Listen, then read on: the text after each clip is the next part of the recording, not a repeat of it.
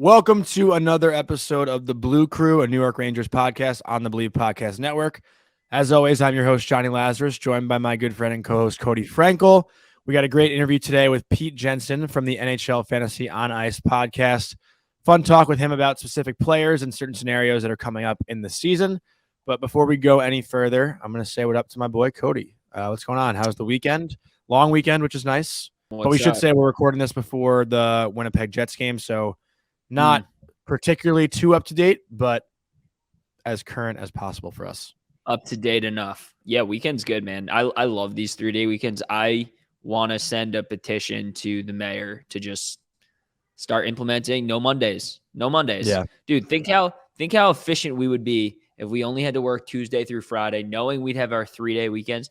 We would come to work on Tuesday, hauling ass. And also, by the time Tuesday comes, you're almost like ready to get back to it, you know? Totally. Man, I'm such a proprietor. And I actually heard, I forgot where I heard it. Maybe I read something on LinkedIn. There was a study conducted with like 500 people where they were doing 4-day work weeks, and like 430 of them were more productive from 4-day work weeks. I think I saw the same thing, actually. Yeah, it was something crazy. So if anybody of importance is listening, let me let's talk. But yeah, no, all in all, weekend was good, man. The weather's beautiful outside, and it's been pretty nice lately. And speaking of that, when it comes to quality, Mother Nature truly knows best. Whether it's cold or warm, as you see outside right now, obviously, you need to dress for the occasion, right, Johnny? Correct. Allbirds has every type of premium quality clothing item you pretty much ever need to be comfortable. I love their wool runners. We mentioned them last week. They're awesome. But I also am like an Allbirds freak, so I have every single piece of clothing that they make. Their sweatshirts are amazing. Their socks are amazing. Their winter socks are amazing, especially when we had that cold front a few weeks ago. I rock their winter socks like every day. They're so comfortable. And honestly, their shoes and socks legit feel like I'm walking on clouds. And we got a little code for you guys. So with any $99 purchase, which is basically just buying, a pair of their shoes, you can get a free pair of those socks, winter socks, whatever you need. So that's basically just grabbing a pair of their wool runners, and you can use our code, all caps, Blue Crew-socks. That's Blue Crew-socks at checkout. Grab your free socks now and discover your perfect pair at allbirds.com. That's ALLBIRDS.com. Back to some hockey talk, baby. I guess we should start things off with the 7-game win streak that we saw the last 2 weeks or so. Obviously the winning streak was cut to a halt in Calgary on Saturday night, but the Rangers did find a way to come out with a huge point as they came back once again, starting to get that feel of the no quit in New York, right? Like we saw it against Edmonton, we saw it against Calgary, of a Ranger team where they go down early, but you are now starting to expect them to come back. Where earlier in the year, if they went down, you didn't think they'd find a way to figure it out. But it seems like after this Tarasenko trade, and not like he's done, an incredible amount of offensive production, but just having him in the lineup and having that depth, I guess, to the lineup, with the kid line being the third line, really the second line in my mind. This team right now just seems kind of unstoppable. Obviously not the ideal start against Calgary, but they continue to find a way to or Edmonton. No game. Yeah, the Edmonton start was not very good either, obviously, going down 3-0 and 4-1. I told you they would have that on their mind, didn't I? Remember last week I said they're going to have that comeback that Edmonton had against us on their mind, and that's going to be there. And I when they said Turk told them like we're not losing this game, I mean, it's storybook ending right there. Yeah, that was an awesome game. And I did want to just circle back to the Flames game for a second, because I don't know about you, man, but I freaking hate that Mangiapane guy. I feel like every single game he plays against us, he scores a goal. Every single game. I mean, he's not like a dirty player or anything. He's just solid. I don't hate him. I mean, maybe just because he does well against the Rangers. I hate him because he scores against us every single game. He's sick. Yeah. Well, the goal he scored in MSG, I still think that was a blatant kick, if you remember that. I do. And they called it a good goal, but in my mind, blatant kick. He went forward. That was the goal that made it won 4-3 that Calgary. Exactly. But yeah, I don't really have any feelings toward Mangiapane. No. I don't dislike him as I don't a have player. feelings for him. Yeah. No, I hate him against us because he scores every fucking time. And That's it's fair. so infuriating. But he's sick. He had like 35 goals last year or something like that. But let's talk about one guy who we were very critical of. Not critical of, but we wanted to see some results. We wanted to see some results this season. And let's talk about our boy Laffy, because this guy, Lafreniere, has been on an absolute tear these last 3, 4, 5 games. I think he has three goals in a row, right? Three games in a row, I believe, and then maybe like an assist the game before or something like that. But he is tearing it up. He's on pace for 41 points right now. He'd probably be close to a 55-point player if he was on PP1. I don't know if you can necessarily ask more from him in these past like 10, 15 games of what he's been doing. I mean, there were outcries for this kid to really start stepping it up and not be invisible. I've noticed him every single game the last 10 games. Every single game, I noticed him every shift. In the last 10 games, Lafreniere has 5 goals, 4 assists. Hedl has 7 goals, 4 assists, and Kakko has 2 goals, 7 assists. This line's been excellent for the last 10 games. The last 5 games or so, they've been a little bit quieter. Not too quiet. They're still making a difference. Obviously, Lafreniere has that shootout winner in Edmonton and the tying goal on the power play in Calgary. But Hedl slowed down a little bit. He has no goals in his last 5 games. But that being said, to take Cody's line, I think right now, I still said it in a long time. You've been good. You've been really good. Snaps for that. But I still think, you can talk about Tarasenko, Panarin, Zibanejad. Those guys obviously carry the load offensively, but I still think the team goes as the kid line goes, if that makes sense. Dude, absolutely. I mean, we've said this. We've said this for over a year now, right? Like they have their star power, and we were sick of the same 4 guys doing the same thing every single game. It was Mika, Panarin, Kreider, and Fox. Like that was the squad. Last year was all right. Strome contributed a little here and there. This year it was like Trocheck, except Trocheck's obviously a significant upgrade from Strome, but it was like the same thing. And, we needed a couple more bodies in there to like really get ingrained into our team, start scoring points, producing. And that's exactly what these kids are doing. And it's amazing because I talked about it, I think very early in the season. I said, if you look at every other top 4 team, every single one has 6 contributors or more. And we only had 4. And now we have Trocheck, who has over 40 points. He's contributing. And now we have these 3 kids. And, not to write off like Gaudreau and whatever. And like, dude, we have Keandre's contributing now. Like we have at least 10 contributors on this team. And that is something I have not seen before, ever for the New York Rangers. So, this team is special. And, I don't know if you have anything more to say on that, but I do want to talk about some trade talk because I feel like that was going to lead into adding Tyler Motte. Yes, on the 4th line. Yes. So we added our boy Motte back. I'm pumped he came back. Obviously a fan favorite. He's a grinder. You notice him every single shift. This guy just grinds and grinds and grinds. I think it was a great move. Nothing against Gauthier, but it was his time. I know you're a big Gauthier supporter, and I know you're super upset. And I see a couple tears streaming down your face, but it's okay because I'm sad to see him go. But you know what? He'll get the chance he deserves on the Senators, and he wasn't getting that chance here. And Motte can slide in. You can put him in the 3rd line. You can put him on the 4th line. Guy's a Swiss Army knife. He's going to be a grinder, and fans love him already. And he loved being here. So I'm thrilled that he's back. Yeah, and he'll also make the Rangers penalty kill a little bit better. I think this season the Rangers PK hasn't necessarily been as strong as last year. Right now, as you're seeing on the bottom of the screen, if you're watching on YouTube, they're at about a 79.9%. Typically they're above that 80% mark, but right now where they rank in the league as far as PKs go, the Rangers are, in the middle of the pack and 15th right now as far as penalty kills. They've creeped up power play wise, but yeah, Motte, like you said, you can pretty much insert him anywhere in the lineup. He's not really going to play top 6 minutes now that we added Tarasenko. There's no need for him, to play a top 6 winger spot, but having him back on that 4th line, or he's not going to play the 3rd line actually because the kid line. Maybe he'll get a chance with Trocheck and Panarin, but I doubt he will. What were you going to say? Probably not. I was going to say, do you know what's insane? We started this season with Barclay Gaudreau on the 1st line. Yeah. No, Jimmy Vesey was in the first line in the first game. But Gaudreau was on the first line a couple games too, and Vesey was everywhere. It's kind of crazy to see how this team's evolved and really found their stride. And I do want to touch on some more trade talk, but I think we should jump into some fan questions because I got one specifically pertaining to trades. You want to jump into fan questions now? I think we should, yeah, and then we can talk about the rest after. Okay. While we're on the topic of trades, I mean, there's a couple. Yeah. Okay. So let's go with this one first from Jacob.tl. Could the Rangers trade Barclay Goodrow before the deadline to clear cap space?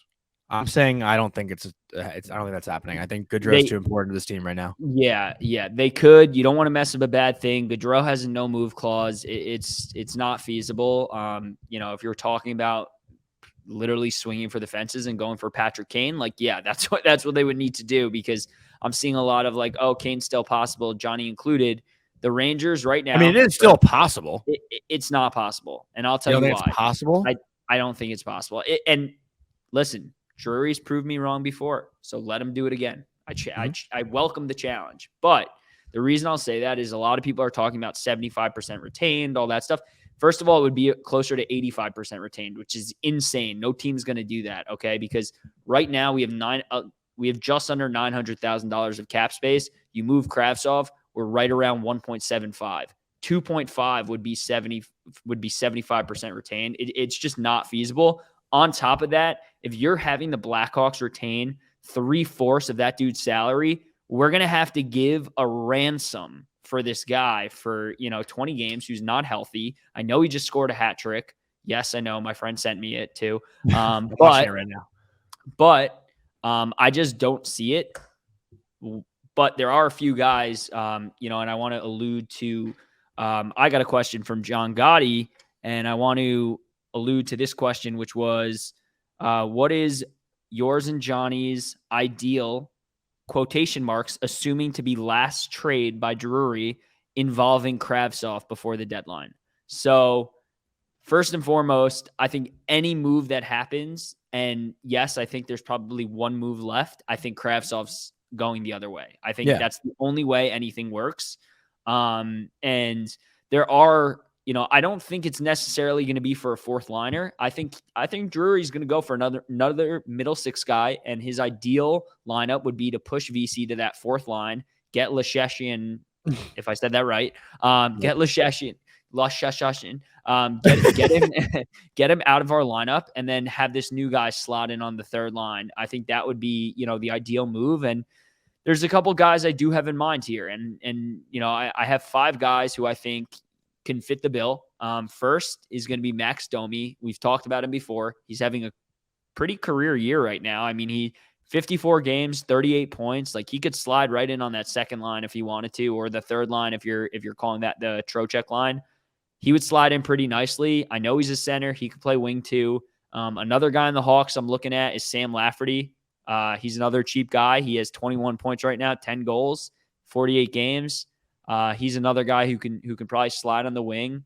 And then, the other 3 guys I'm referring to is I've talked about Tanner Jeannot a bunch. I think he would be great. And you have him for next year. He's super cheap. He's like $800K. He's had a really good year last year. This year, he's not on a great team, so it is what it is. And then the last 2 guys are Bjugstad, who I know Larry Brooks mentioned him. I think today it was. I think he would be a great fit. He's on the Yotes, 23 points in 56 games, 13 goals. You add another goal scorer, I think that would do wonders for this team. And then the last guy is an out-of-the-box guy who I'm going to go with, which is Niels Hoglander on the Canucks. And he's only played, I think he's been hurt half the season, so he's only played 20, 25 games. He has 9 points. He's a young kid. He's 22 years old, and he's cheap. So those are the 5, the 5 quick hits that I'm kind of eyeing. And I think those 5 guys would probably be the best fit to slide in on our third line. But by all means, go for Kane. So there's my rant. Well, it also seems like Jeannot is the lead It seems like Jeannot is the lead candidate right now, right? Why do you say that? That's what all the discourse I'm seeing on Twitter. It seems like he's the lead guy right now. So the reason I say actually no there is because he's not a rental. So and he's super cheap. And I know the Predators are kind of underperforming this year, but they have no incentive to move him. Like, unless they're overwhelmed and unless, if we're offering Kravtsov in a third or Kravtsov on a fourth, then yeah, they'll probably move him because that's a great deal for them. They're getting a young winger who could literally swap places with him, right? So like, why wouldn't they do that? But most teams probably wouldn't offer something that heavy. But I think that's the kind of deal that would get it done for him, especially since he's under control and he's so cheap. And he'd be a great addition to this team, and he's a physical force. So I love that. So this kind of leads into the next one a little bit. Was it worth it to move Gauthier, and do you think the Rangers traded Vitale before the deadline? That's an obvious yes to Vitale. I think it's worth it to move Gauthier because he's not necessarily in the role he is destined to be in on this team. Obviously he was playing third, fourth line minutes. He could be a second, third liner in the NHL. Obviously, a lot of Ranger fans love to give him a hard time because he couldn't necessarily finish on good scoring chances, but he was creating those chances a lot. So, I think with a fresh start, it could be good for him. And obviously a young team like Ottawa, he could definitely thrive there. And actually that brings us to the next one, unless you had anything to chime on. No, that was from Nick Jonny 24. I want to credit him. And now this one's from M.Crank10. How much will it suck when Goat becomes a Ranger killer? Like, not at all, because he's on the Ottawa Senators, and we ain't gonna see them in the playoffs, so it's fine. Even though I said on the interview today that maybe we will see them in the playoffs, but Ottawa. Did you say that? Yeah, that's who I remember. I said that to Pete. I was like, they're only 5 points out. Oh yeah, or whatever they are. Up a little bit. Yeah. They're more than 5 points out, but they're 5 points under the Wings. So we were talking about the Wings, but we'll go into the next one from NY Rocky 93. Thoughts on Vladdy's performance so far? He's got 2 goals, 1 assist, +3 in 5 games. Perfect. I think perfect. He's fit in really well. He's been on the second power play unit, so he hasn't seen a ton of power play time, but he fits right in. I think he's been a great addition, and like it seems like he sparked the entire team. And obviously, the off ice content with Panarin's been awesome. Like, it's great to see Panarin look so happy again for the first time since Strome left. So yeah, I think he's done wonders off the ice as well, not only on the ice, but the Rangers have lost 1 game so far with him in the lineup. They need to find a way to keep this guy on their team. That's all I'm going to say. Okay, let's go into the next one from Splenda 12. Are there any holes left on this roster? There are, and that's our 4C, Lashushin, or however you say his name. Johnny laughs at me every single time. But you know what? If you make that move that I just talked about and you get a guy in the third line, VC goes down to line 4, you shift Gaudreau or Motte, whichever one you want, to be that 4C, and then this team has 0 holes. Johnny left me, I think, but, this is cool. It's just me. It's just me. I don't know what just happened. That's here he is. He's back. No, we were just talking shit about you. Don't worry. To yourself. But yeah.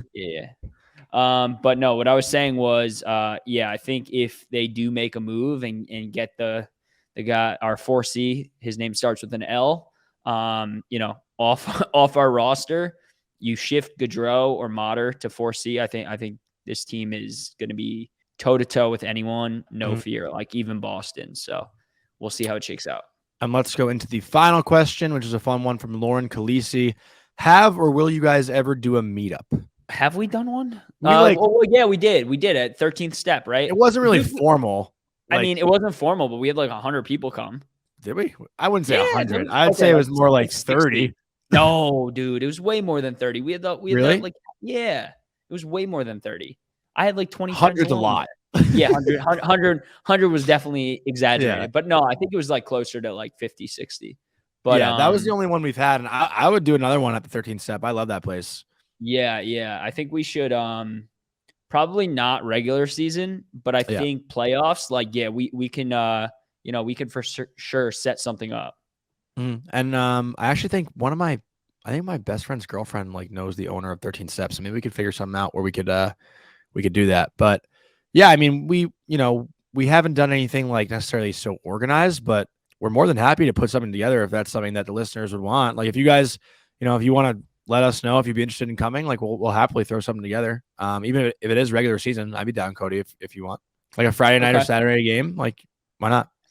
He says this but he doesn't realize there's only 24 games left, but it's fine. Well, let's see if there's a Saturday game coming up. Well, actually, March 4th at 1 o'clock. Oh no, I'm actually busy that day. There's a Friday night game against the What are your Sabres. plans? You can't say you're busy and not tell everybody your plans. I'm You're being put on blast. I'm actually playing like a breast cancer pond hockey tournament at Chelsea Pier that day. Nice. But it's March 11th is a Saturday, right? I believe so.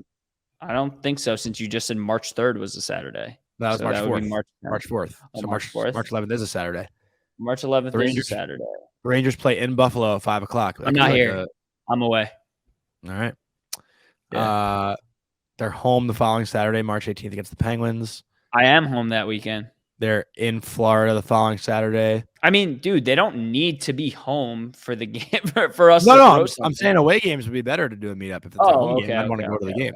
You know, yeah. Away games are probably better for a meetup. I would think. We should bring the flying puck back. That place was a gem. All right, that's it for fan questions this week. So, okay. I think on that note, yeah, I want to talk about one of my friends. Shout out to Max Coulter. He texted me or called me the other day. Well, he called me and then he texted me after with a hot take that he has. I wanted to bring it to your attention, Cody. This is what his text says. It seems like the East is by far the better conference, but these teams are going to beat each other up all playoffs. I'd be surprised if that team I'd be surprised if the team that wins the East has enough juice to finish the job. Unless Boston is that much better than everyone and can continue to run through teams in the playoffs, which I don't think will happen, the West will sneak away with the Stanley Cup. Maybe it's McDavid's time. What do you think? Disagree.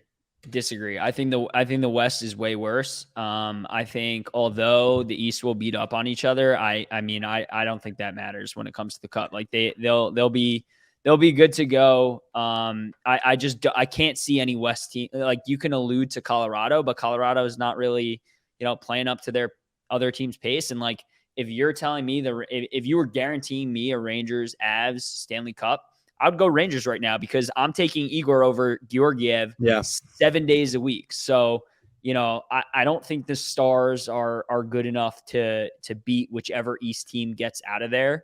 I think the top 5-6 East teams are pretty much better than every single West team. Like I can't think of maybe the Stars are like, if you want to say they're better than Tampa right now, like fine, but and all right, you want to allude to the Leafs choking, fine, but then you can swap them because Tampa's always a force to reckon with come playoffs. So like, they're not better than us. They're not better than Carolina. They're not better than, Bruins. Like, I just don't see it. I don't know. It's a really, really good debate. But I do think whichever team comes out of the East is going to blow by the West team. Well, I think last year we saw with Colorado, right? Like their path wasn't necessarily so easy, but they take out Nashville in 4 games. They swept the Predators in round 1. They had a pretty tough series against the St. Louis Blues, which they ended up winning in game 6 with like 5 seconds left on that Darren Helm goal. And then they sweep again in the conference final against the Edmonton Oilers. Like their road to the Cup wasn't necessarily that difficult. And you look at Tampa Bay, who had a 7-game series against the Leafs, a really tough series. They sweep Florida and, what was a battle because it's a rival, but obviously, it's only 4 games. And then a pretty tough 6-game series against the Rangers. Like they had a pretty hard time getting there. So by the time they got to the Cup final, they were going against a pretty well-rested Avalanche team. Like, the odds were not in their favor. And that same thing could happen this year. I mean, when you think about it, like no matter who Boston plays in round 1, it's going to be a battle. I think it obviously goes for the rest of the teams in the East as well. Like, I'm pretty sure it's locked up that Toronto and Tampa are going to play each other again. Carolina is going to play, a good team that finishes in that wild card spot we talk about with Pete on who's going to be there. But, by no means, and no discredit to the Western Conference, but, there's definitely not an easy opponent in the East at all. And, in the West, when you look at it right now, the teams that are on the fringe, like the Calgarys, like Nashville's, 7 points out of a playoff spot, like they're probably not going to make it, but Minnesota hasn't looked great. Seattle's been falling apart. Los Angeles has looked pretty good. Edmonton has horrible goaltending. They've now the West is weak, man. The West is weak. Like, dude, the Oilers are outside of back-to-back games. Outside of the Oilers, the Avs, and like Dallas, I don't really see any team from the West making noise. But also, I'm laughing because based on everything you just said, then do you think your rest versus rust take that you consistently preach is fake news? Since you I like the team that go for rust over rest. Yeah, I like that. But you just said whichever team is like playing too many games is going to lose. But the other day when we played Carolina, you said Carolina hasn't played in 10 days, so it's easy money for us. So you're kind of flip-flopping here, sir. No, well, for a one game, yeah, but for an entire series, no. All right. If it's one game, like let's say the Bruins sweep the Islanders in round 1 and the Rangers beat the Devils in 7 games, I'm taking the Rangers in game 1. So here's the thing. I think the East are going to smack the West. That's just what I think. I'm not even saying it because we're Rangers fans. I'm saying it because tail of the tape this season straight up writes that. Yeah. Like there's no, I can't even disagree. You can't disagree with that. Yeah. It's just not even it's not even a comparison. Like the Devils would smack any of those teams. The Rangers would smack any of those teams. Carolina, Lightning, Tampa, Toronto, and Bruins, obviously. So like for me, obviously the writing on the wall is like, we need somebody to take out the Bruins. I still think that's the case. The Bruins pretty much bullied us around 2 times in a row. And like, we didn't have Tarasenko then, we didn't have Motte then, but even with that, I would still much prefer somebody else take them out. But yeah, I mean, if we make one more move, like, and we have no holes, got to feel pretty good about our chances against anyone. Yeah. Yeah, no, I literally tweeted it today. I was like, let me read the tweet exactly, actually. I said, this is probably the second time in my lifetime, obviously I was born in 1996, that I'm truly confident the Rangers can win the Stanley Cup. And the last time I felt this way was the 2014-15 season, where they actually ended up winning the President's Trophy. They obviously lost in Game 7 of the conference final to Tampa Bay that year. But as far as that roster is put together, like, this is probably the best roster I've seen since that team. Yeah. And I think that's better than the Cup final team in 2014. Oh, there's no question this team is more talented. Yeah, I mean, that being said, before we go into our interview, you want to talk about our good friends at Magic Mind? Yes. So Cody and I have been using Magic Mind now for about the past month. It's a great tool to use instead of drinking 3 to 4 coffees a day. I like to have my morning energy boost, and I go to Magic Mind always. It's just a little shot of matcha that gives you the energy that you need to focus on any task you have at hand for hours of time. So I love using Magic Mind. It's pretty easy. You just down a shot of one of these boys, and we have a code for you if you are looking to use your own Magic Mind. Just go to www.magicmind.co/thebluecrew. That's www.magicmind.co/bluecrew and use our code BlueCrew in all caps, BLUECREW, for a good discount on your Magic Mind products. Great to have in the morning before the gym, before you go to work. Just a nice little energy boost to start the day. With that being said, I think we should send it over to Pete Jensen. This week on the Blue Crew, we're very happy to welcome on a good friend of mine, someone who knows the NHL front to back, knows everything about every player, the host of the NHL Fantasy On Ice podcast, Pete Jensen. Pete, what's going on? It's good to have you here. Appreciate you guys having me on. Love your work. Love your coverage of the blue shirts. And, of course, they've been the talk of the whole league since the Tarasenko trade. They're hitting all the spots fantasy-wise, betting-wise. They're undefeated as of record time since the trade. So I think they're starting to remind everybody that they're a true cup contender like they were last year, maybe even a better team than they were last year. Funny enough, the Blues are undefeated also since the trade right now as we're recording on Friday. So it looks like it's working out for both teams. Yep. But speaking of the Blues, something that's very relevant right now, there was a big debate on the Cam and Strick pod. Shout out to those guys about Cale Makar versus Adam Fox. And I want to get your opinion on the 2 defensemen, obviously 2 out of this world players. And a lot of people think they're very similar. I happen to think they're actually very different, but I want to get your thought on those 2 guys and which one you'd maybe prefer to have on your squad.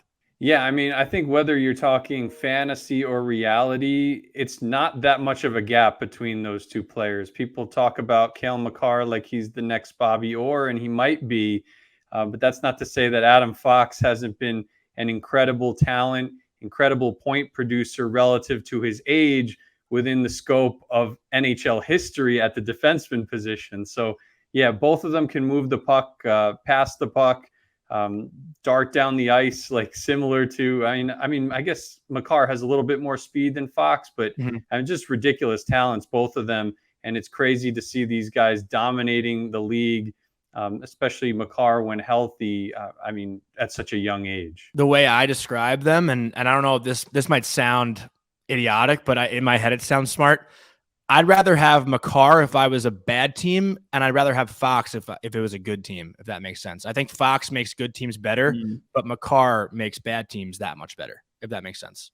Yeah, I mean it's tough to say because they've both been pretty good on pretty good teams since they've entered the league. I think that Fox, I don't know, I think that like before Andre Miller had this breakout, like you could make the argument that he was carrying the Rangers from the back end out more so than Makar was carrying the Avalanche, because Makar on his team alone has the likes of Bowen Byram when healthy, Sam Girard, Devon Taves after they fleeced the Islanders, of course, in that deal a couple of years ago. So the Avs blue line, and I'm not discounting what Makar has done to this point in his career at all. He's won almost every trophy in the book because he deserves it.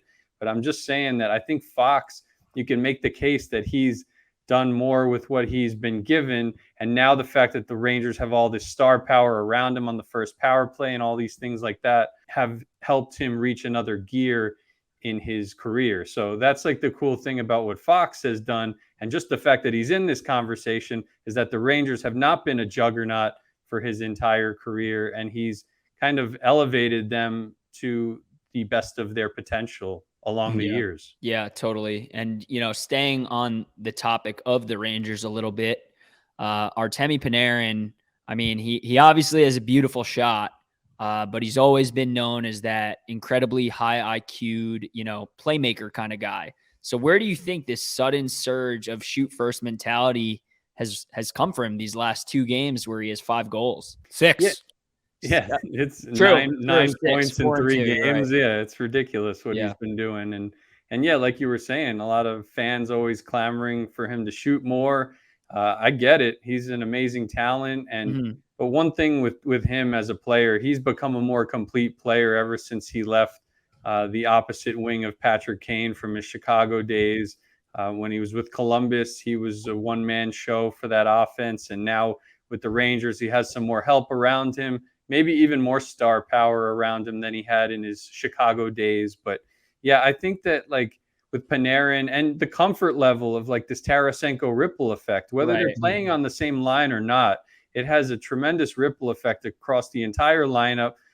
It affects the D-core positively, the backup goalie Halak positively, Jimmy VC positively when he's playing with Panarin with, maybe some easier defensive, easier assignments and stuff like that. So yeah, I think like just Panarin is free flowing right now, extremely confident in his game, and has more support around him than he probably ever has in his whole career. All good points. And, I'm excited to see where he goes from here the rest of this season, right? Because he's such a dynamic playmaker. Obviously he puts up the points, and now if he gets back to that, 30 goal mentality like he was early on in his career, I mean, he'll be crazy weapon. So yeah, and Artemi Panarin, I don't believe has ever had 100-point season, and I don't know that he's going to get there this year. But and we'll see what happens with Tarasenko if they're able to re-sign him. That would be a tall task, of course, because of all the cap constraints and young breakout players like we've been talking about with Hedl and Andre Miller. Like there's only so much money to go around unless the cap rises eventually. So that's a worry, I guess, beyond this season. But I think that Panarin is more than capable of hitting 100 points in the near future, whether or not Tarasenko's on the team next year. I want to shift back to the D-core a little bit. Cody and I actually got into a pretty heated debate a couple episodes ago about the Bruins D-core versus the Rangers D-core and which one would you rather have. I took the side of Boston. Cody took the side of the Rangers. And I think it's a little bit closer than I may have suspected, 3 weeks ago. But interesting. Mikola's a big add, I think, that adds to the size on the back end. But I think if you're looking at, overall D-cores in the NHL, we can talk about the Rangers versus the Bruins, but where do you think the Rangers stand up against the rest of the NHL as far as blue lines go? Because there has been, so many teams with strong blue lines that we've seen in the past couple of seasons, like Carolina adding Brent Burns, Colorado's D-core is as good as it gets, and, this Boston team as well. Yeah, so I would rather have Adam Fox than Charlie McAvoy, not by much. And with the Rangers, the cool thing about them with Fox and Miller, I mean, you could really make the argument that this is one of the best up and coming young defenseman duos with them playing on separate pairs. I guess you can make the argument for Rasmus Dahlin and Owen Power because they're usually on separate pairs at even strength. But with the body type, the skill, the size of K'Andre Miller. I mean, K'Andre Miller, fantasy-wise, was not really expected to make that much of an impact this season. I mean, unbelievable how he's played so far this year. He's tied for 11th in the entire NHL among defensemen in even strength points. With how young he is, with how young Fox is, you really could say that the Rangers have the best defenseman duo of the future. Wow. So to answer your question, I would say Rangers over Boston. I'd rather have that blue line for the years to come. Jonny doesn't really know much about hockey, so I have to teach him things once in a while. Makar and Byram is good too, but Byram hopefully can stay healthy. Those guys could enter the chat at some point. So this is a Ranger show, but I do know that Pete happens to be an Islanders fan. That's whatever. But I do want to ask you, just throughout the years, favorite Islanders Rangers moment. Whether you're in person or on TV or, something that stands out in your memory. I think some of those games at the old Coliseum where, there were maybe some more Ranger fans than Islander fans there, but like some really tense games. And there was one, I think, where Panarin scored a really clutch goal on it was either a 2-on-1 or a 1-on-2. And it was a backbreaker for the Islanders, but I think it really showed the height of that type of tension between the teams. And unfortunately, I don't have a better moment for you because I haven't really seen them meet in the playoffs when I've been, in my hockey watching days, of being alive. So it's something especially since I've been working for the league, I've been hoping to see that matchup. And unfortunately, when the Islanders were going on deep runs, the Rangers were either one and done or missing the playoffs. And now the Rangers are making deep runs and the Islanders are a fringe playoff team, probably going to be on the outs. So I don't really know when we're going to see it. I'm looking forward to the day. But it's something where that's my biggest memory is usually the Rangers ripping out the Islanders' hearts a little bit at the Coliseum with maybe some more fans wearing the blue jerseys than the Islander blues.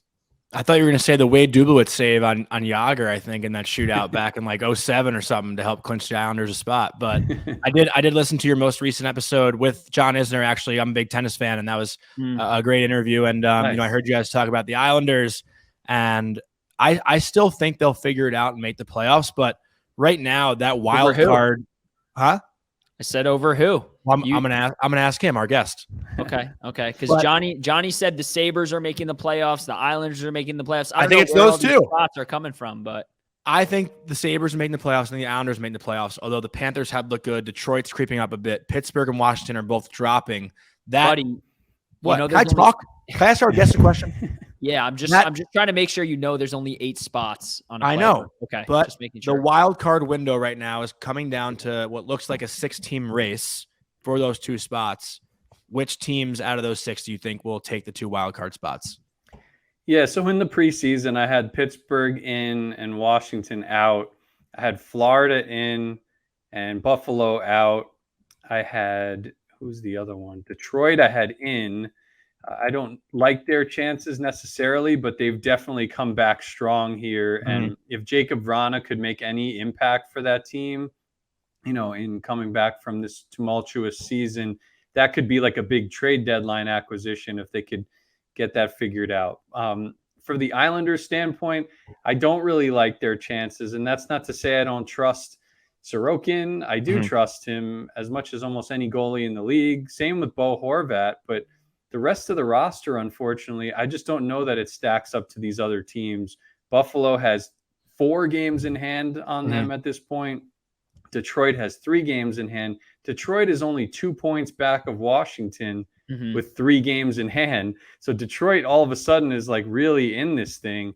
And they've gotten great contributions from guys like Robbie Fabry and Tyler Bertuzzi the past couple of games. So and Dylan Larkin, if they hold on to him at the deadline, I know a lot of teams would probably want to add him, like Carolina and Boston, some of these teams. But to me, Detroit should just keep to keep their best player and roll with this thing, because a lot of people expected them to make the playoffs at the beginning. So I would probably say Pittsburgh will ultimately get in, and then the last spot would probably go to either Florida or Detroit, if I were to predict. I like that. I predicted, Jonny and I did predictions at the beginning of the season, and Detroit and Ottawa were my two like sleeper teams to get in. Yeah. And Johnny's was the Devils, which obviously he's making me look bad It's now. a good pick. But his other one was like terrible. I forgot what his other one was. It might have been like Columbus or something like that. But it was somebody bad. It was somebody bad. But you know, I looked terrible for a while with Ottawa, and now they're all of a sudden creeping up. They're like 6 or 7 points out, and I think they're 7-3 or something like that in their last 10. So, you know, they do have those acquisitions in DeBrincat, Giroux, and things like that. So they're still a team I think like has a shot. You know, it's an outside shot, but it's going to be pretty interesting to see how it unfolds. And I don't think anybody really anticipated the Devils being this good, like so fast. There still is a lot of season left technically, but yeah. And last year was somewhat the complete opposite. Like the 8 teams in the East were pretty much set, by Christmas for the playoffs last year, which is pretty crazy. East, right? The whole East was the whole East. Yeah. And I think this year, like, outside of Boston, I think it's pretty wide open right now as far as the whole league goes. I think between the second place team in the league and like the 15th place team in the league, I mean, I guess it's like, 20, 18 points, but it's like really not that much of a difference, I think, between top to bottom. Yeah. I think like a 12-point cushion is where I'd go, is like, that's substantial to not substantial, because teams catching up on 6 games isn't that easy of a thing to do. But to your point, I mean, it's kind of crazy, because I feel like even by Thanksgiving, it was kind of like wrapped up last year. It was crazy. Going to that segment. What'd you say? Do that segment. Yeah, well, that's what I was getting to. So, I know we're somewhat short on time here. So this is my last question for you. I just got a quick hitter segment. The segment is, I'm going to name you 5 players and give me either overrated, underrated, or push, which they're fairly rated. So being a Islanders fan, I don't know where this is going to hit home, but John Tavares. Push. He always delivers on the stat sheet. He's a leader for that team. I think you could be critical of him. Said he's never got the Islanders deep in the playoffs. He never got Toronto past the first round. But I look back to that one year where he was injured, and then things kind of fell apart when they lost to Montreal when they were leading the series 3-1. That was the one time where, like, I don't think you could be negative on him. And if they had him, they would have won that series, and they might have gone to the Cup final that year. So I give Tavares a pass to this point, but this is going to be a make or break year for that Leaf squad. So I'll let you know at the end of this year if he's overrated. All right, my next one's Jeff Skinner. He's an interesting one, because I think Sabres fans, even coming into this year, like, have been so up and down on him. I mean, last year he was overrated. This year he's underrated. That whole line has been incredible with Skinner and Tage Thompson and Alex Tuck. So I would say they're underrated, because that might be the best line in the whole NHL this year, Buffalo's top line. Yeah, I think the thing, Buffalo fans have always held over Skinner's head is that $9 million price tag, right? So, all right, next one's our boy Igor Shesterkin. Push. He's the best goalie in the league, and everybody knows it. I think. I don't know if he'll win the Vezina again this year, just because of how good Allmark has been, but he might win the Stanley Cup at the end of the day this year. So that would speak for itself, Yeah. Okay. My next one is a guy who's having a great year, Erik Karlsson. That's tough. I mean, that contract. I'm asking you tough ones purposely. This is the first year where he's living up to that contract for the San Jose Sharks. So, the past couple of years, he's been severely overrated, right? And now he's catching up with this unbelievable season. I would still say slightly overrated, but a lot of it is due to his injury history and stuff like that. I'm a big fan of the player. I'm glad he's back on the big stage, and I hope to see him play for a contender, because I don't know that the Sharks are going to be making the playoffs anytime soon. Right. Right. All right. And my last one, and a former Ranger and another guy who's probably going to be pretty tough to gauge, is JT Miller. A little overrated, maybe, right? Okay. I mean, they gave him a lot of money this past season, and it's not going in the right direction for Vancouver. If they could take it back at this point, they may have taken it back. But again, he had an unbelievable season last year, on the cusp of 100 points, got paid. I mean, that's how it works sometimes, right? It's not his fault necessarily. I think a little overrated based on his contract, AAV, but overall that team is just a little flawed around him. So much offense, not much defense, so many coaching changes. Yeah. So I give him a pass to an extent, but based on his contract, a little overrated. I'm going to finish up with a fun one. You got to pick a starting lineup: 3 forwards, 2D, 1 goalie. I don't care about left wing, right wing, center, lefty, right. What about coach? What about coach too? We could throw a coach in there too, and it's just for players you'd want to have a truly seltzer with. Truly seltzer with. Hanging out on the couch. Starting lineup. I'll definitely say Brad Marchand as my left wing.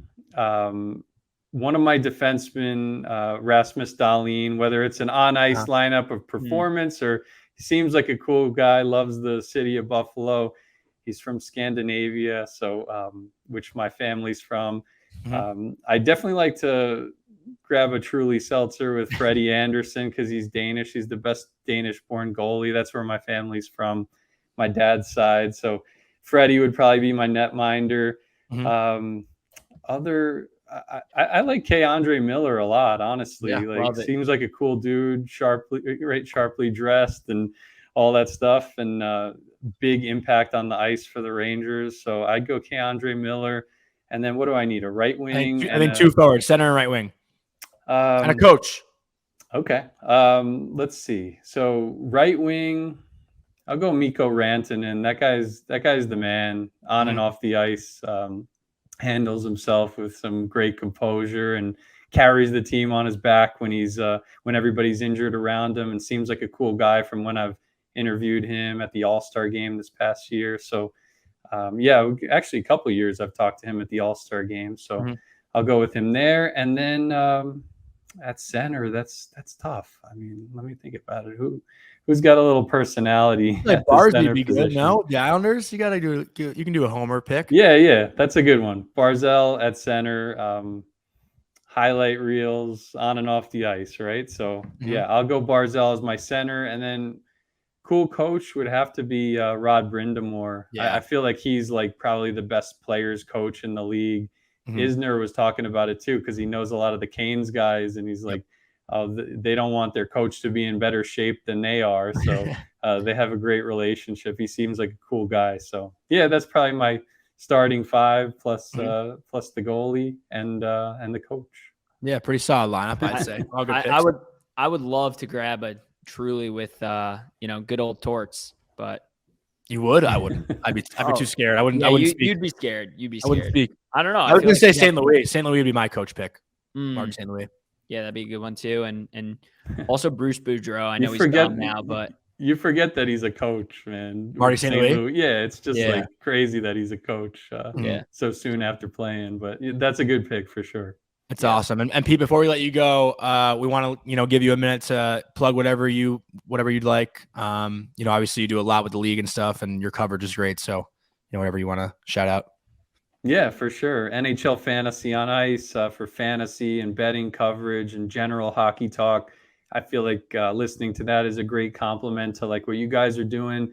If you're a Ranger fan trying to learn a little bit more about the rest of the league and all the trends going on, and maybe you don't have the time to play fantasy or do all the research, but we're always touching on it all, myself and Nick Alberga, and we like to bring on some crossover guests and a lot of different people in the industry to provide some perspective on why things are happening. And we kind of prognosticate as well, whether it's in the preseason for the rest of the season. So keep an eye out for that.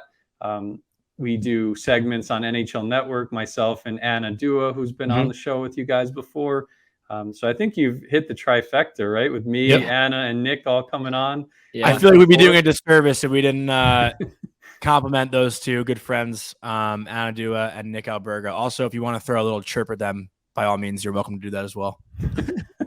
I Nick came on here and chirped me, so yeah, Nick, we have some good back and forth with Nick and with you. It was fun to have you on the YouTube special in the preseason. Hope to do some stuff like that again soon. And for all the fantasy rankings we do, NHL.com/fantasy is the place for that. You can check the top 100 forwards, 50 defensemen, 25 goalies. We're updating those lists pretty much almost every day of the week now. Okay, I'm going to ask you one more actually before you go, because that's what I always do. Sure. Here it is. One hot take leading up to the trade deadline. Who's going to be a surprise going where? Because I now see Patrick Kane being a possibility to go to the Red Wings with them creeping up in the standings. They could be buyers now. That would be interesting. I don't feel like many people are talking about the Dallas Stars to win the cup, maybe because the East just feels a little bit stronger. But if Dallas adds like a Kane or a O'Reilly or something like that, someone grizzled with cup experience, I feel like Dallas has the young core, the veteran savvy, bounce back year from Jamie Benn. I mean, look at the young core on the Dallas Stars with Hintz and Jason Robertson and Jake Ottinger. He's been in the league for like 5 years. Ottinger and Heiskanen. I mean, who's got a better young core of like 4 players at every position than the Dallas Stars? So I feel like I was wrong about them in the preseason. I had them missing the playoffs, but I've really warmed up to them. And first year for Pete DeBoer always means, right, you're going to the cup final, right? That's been the trend of his career. So keep an eye out for Dallas at the deadline. I could see a big trade like that putting them over the top. Well, thanks, Pete. We really appreciate this. Thanks, and hope to get you back on come playoff time. See how these takes hold up. Yeah, definitely. And great to be on with you guys. And you guys got one of the best Ranger podcasts out there. So keep up the great work. Thank you. Appreciate it. Later, man. We really want to thank our friend Pete Jensen for coming on the show. Always great to have his expert insight on the NHL and the particular players that we discussed.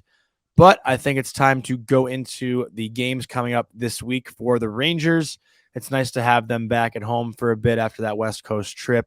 The first game we'll highlight this week is actually on Thursday. Since we're recording this before the Jets game, you'll be listening to it on Tuesday after the Jets game. But the Rangers are in Detroit on Thursday, 7 o'clock puck drop against the Red Wings. Cody, what's your prediction? I like this game for us. Red Wings are a decent team, but I do like this game for us. I don't think it's going to be that crazy. I'm going to go 3-2 Rangers here. I'm going to say 4-1 Rangers. I like our odds against Detroit. Okay. Played them pretty good last time we saw them. And I think we're a little more outmatched than they are. So I'll go with 4-1 Rangers. And then Saturday matinee, 1 p.m. puck drop in Washington, D.C. I wonder if Ovechkin will be back. Obviously, send our condolences to him for the loss of his father. But what do you think about the Rangers Capitals on Saturday at 1 o'clock? It's really hard to bet against the Rangers right now. They've looked so good. So I'm going to go Rangers. The Caps have been kind of ass. I'm going to go Rangers again, and I'm going to say this is a high-scoring affair. I'm going to go 5-3. I like that. I was going to say 6-2, so kind of similar vibe. The Capitals have not been very good, especially in their own end as of late. And they've obviously not been scoring many goals without Ovechkin too. Then the second half of the back-to-back, the Rangers come back home Sunday, 5 o'clock puck drop against the LA Kings, which should be a good battle. The Kings obviously played really well against us when we were in LA. Probably one of the worst performances the Rangers have had this year, but what do you think about that? I'm thinking a low-scoring game. Same. And similar to the Kraken, the Kings are a team that just always play well against us for some reason. So, I actually would have gone Kings in this game, but I'm going Rangers because we're home. I do think that'll give us a slight edge here. And obviously the back-to-back. One day we're going to see Halak. I think they might go Shesterkin for this game. So I'm going to go with a 2-0 rare Igor shutout. So I think this is going to be a Halak game, and I think it's going to be a overtime game as well. I'm thinking like 3-2. 2-0 overtime game? No, I'm thinking 3-2 Kings actually in overtime. Just the back-to-back. It's a quick turnaround. 1 o'clock game, 5 o'clock game. It's not. You hate the Rangers. You never ever go 3-0 Rangers, well, and you get it. It's also, it's not a typical start time. It's a 1:00 Saturday game, 5:00 Sunday game. So it kind of throws off your routine for the entire weekend. I think it'll catch up to the Rangers a little bit on that What do you Sunday think? game. They're going to crush Bruise? No, right it's just good. Well, you don't get your typical pregame meal when you play a 1:00 game, and then a 5:00 game kind of fucks up the entire day because like it's not late enough or it's not early enough where you don't morning skate. So like maybe you do morning skate, but it's a back-to-back, so probably not. And then your pregame meal is also weird because the game's at 5, not 7, so you eat it at like noon instead of the typical 1:00, 2:00. I don't know, just a weird routine, I think, for that back-to-back. So I'm going to take the Kings there. Okay. All right. But so let's do the draft.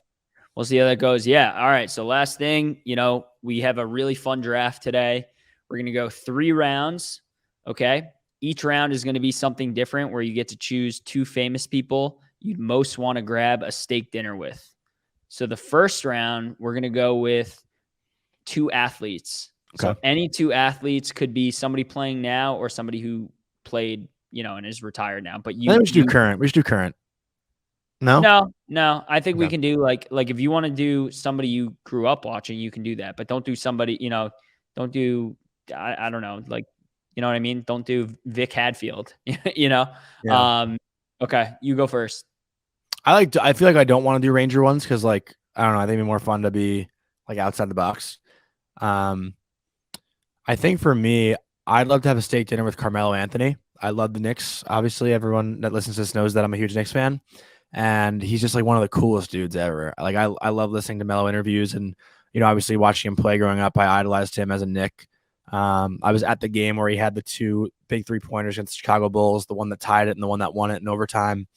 And I feel like he'd just be a really cool guy that told a lot of cool stories. So Carmelo, I think, would be one. And then another athlete, like I don't want to say hockey really, just because. Just go. Yeah, no.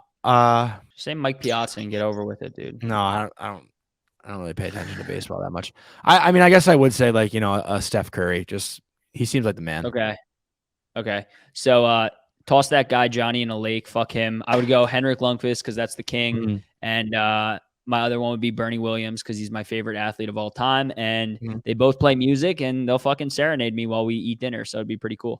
Hank is obviously a perfect choice. No, you can't run it back now. Too late. Mm-hmm. Okay.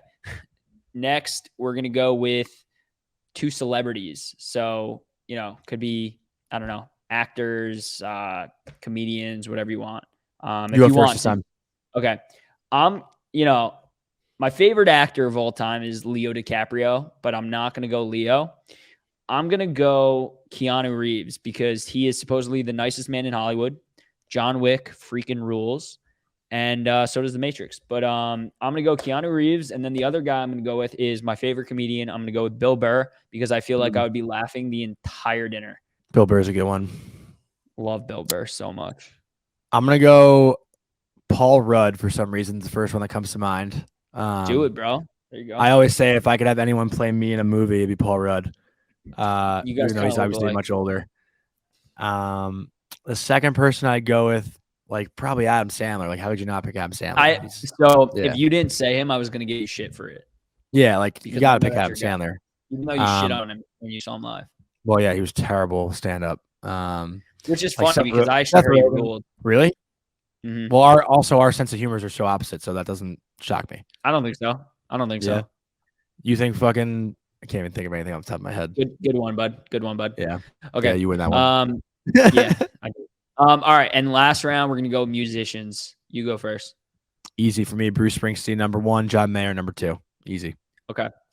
I'm gonna go. I knew you were gonna say John Mayer, so I perfectly didn't. I'm gonna go with Eminem because I feel like that would be I'd hear some crazy stories during that dinner. And my other guy, I'm probably gonna go with my favorite artist, is Aloe Black because he's the freaking man. I never heard Black. Yes, you have, dude. Swear I have not. Dude, the man, he sings The Man, Brooklyn in the Summer.